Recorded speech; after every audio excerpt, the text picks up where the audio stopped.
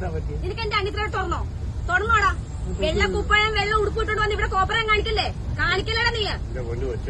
നിനക്ക് കാണണോ? നിനക്ക് കാണണോ? തെളിവെടുത്ത് വെച്ചിട്ടാണ് ഞാൻ എടുക്കണേ സംസാരിക്കുന്നത്. അച്ഛന്റെ പ്രായമായി പോയി കേട്ടോ. ഇത്രയും കൊണ്ട് ഒതുക്കിക്കോ. ഞാൻ പറഞ്ഞേക്കാം, സൈക്കിളിന് ഒരു പരിധി കൊണ്ടാ. ഈ കയറ്റി എവിടെ കയറ്റുന്നു? നീ തുണി അടിച്ചേർന്നോ നിനക്ക്? അയച്ചോണ്ടെടുക്കരുത് നിനക്ക്. ചേട്ടനിപ്പോ ഇതൊരു പോയപ്പോ ശ്രദ്ധിച്ചില്ലേ? ശ്രദ്ധിച്ചില്ലേ കേട്ടോ?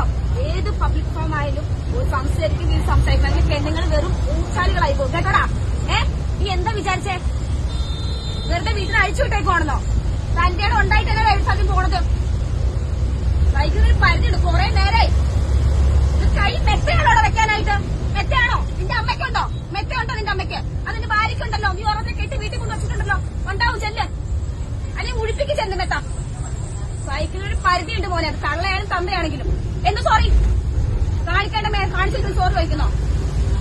വെട്ടിന് വന്ന കനാലുണ്ടല്ലോ, വിട്ട് എറിയോ നിന്നെ വേണ്ടത് നീ കാണിക്കുന്ന പ്രവർത്തിക്ക്. ഇപ്പൊ ഞാനൊരു യൂട്യൂബറാ. ഞാൻ എത്ര വീഡിയോ ഇടട്ടെ? നീ അടിച്ചു നോക്ക. എന്നെ പ്ലേ ബട്ടൺ കിട്ടിയ ഒരു യൂട്യൂബ് ചാനൽ ഞാനിപ്പോ ലൈവ് ഇട്ട ലക്ഷക്കണക്കിനാണ് ലൈവിൽ വരുന്നത്. ഞാൻ നാളെ